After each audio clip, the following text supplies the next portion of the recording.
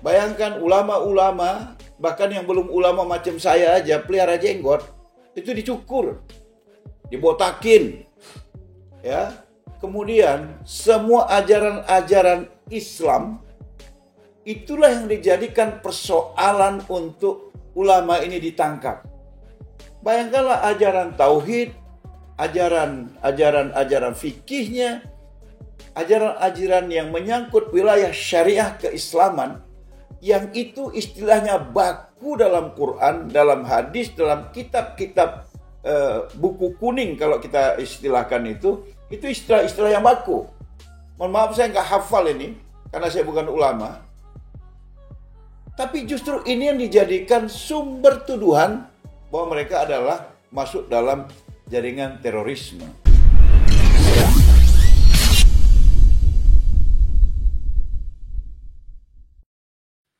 Baik, bismillahirrahmanirrahim.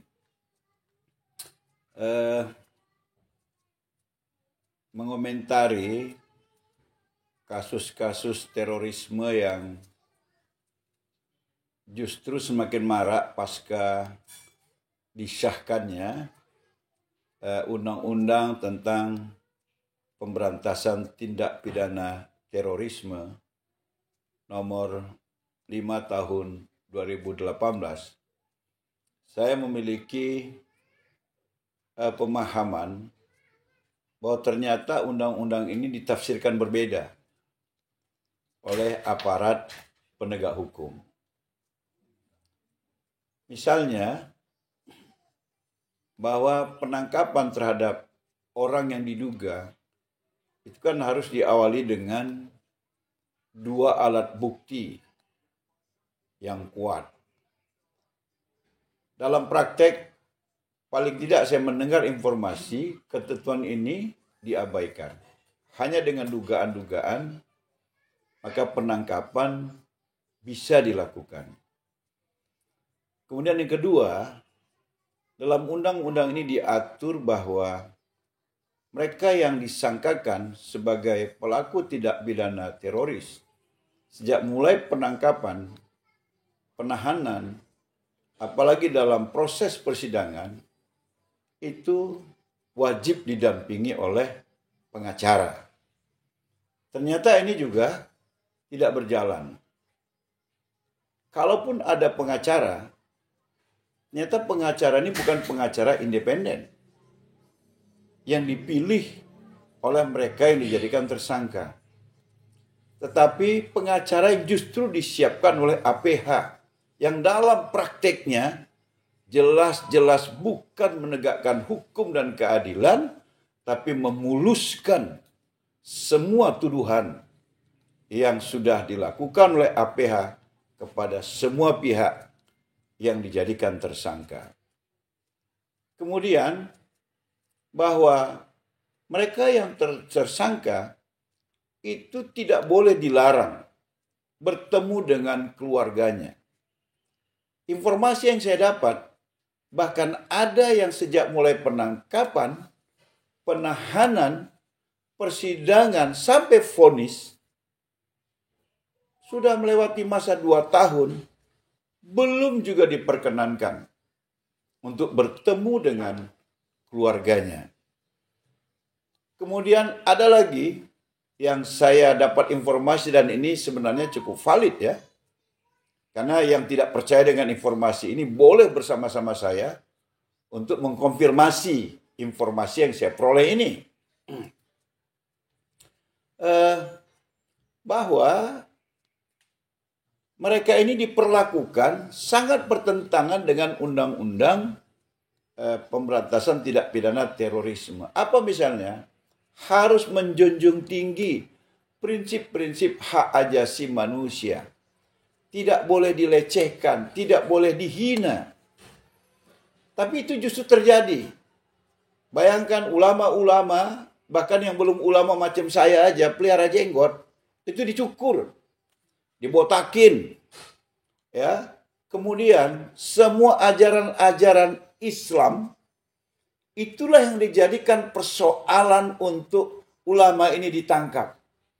Bayangkanlah ajaran tauhid, ajaran fikihnya, ajaran-ajaran yang menyangkut wilayah syariah keislaman, yang itu istilahnya baku dalam Quran, dalam hadis, dalam kitab-kitab buku kuning kalau kita istilahkan itu istilah-istilah yang baku. Mohon maaf saya nggak hafal ini, karena saya bukan ulama. Tapi justru ini yang dijadikan sumber tuduhan bahwa mereka adalah masuk dalam jaringan terorisme. Saya melihat ini perlu ada perbaikan.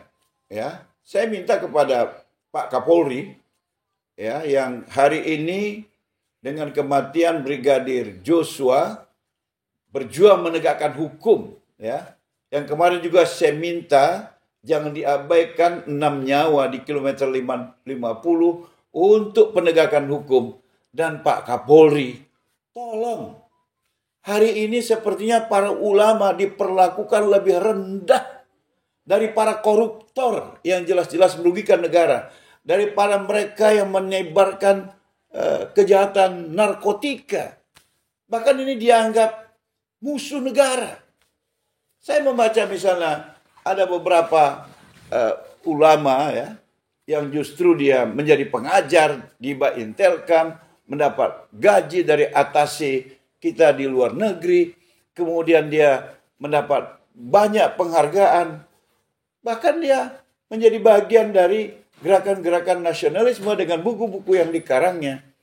Kemudian dengan mudah dituduh terlibat dengan jaringan terorisme. Ini kan perlu ada elaborasi yang cukup baik dari semua pengacara, pakar hukum untuk membuktikan.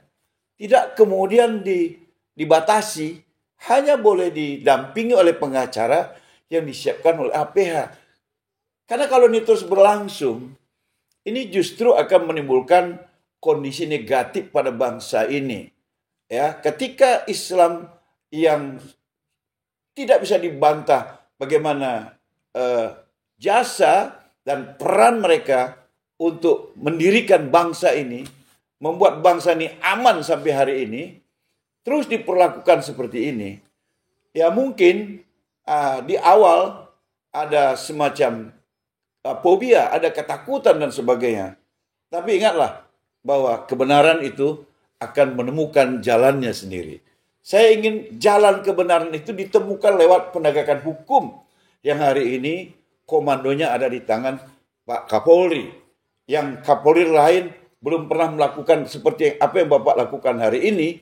Tapi saya anggap jangan hanya sebatas kasus Joshua. Tapi masih banyak kasus-kasus lain yang membutuhkan sentuhan tangan Bapak. Karena rakyat percaya kepada Bapak. Buktikan bahwa memang Bapak layak dipercaya untuk menegakkan hukum sesuai dengan bunyi Undang-Undang Nomor 2 Tahun 2002.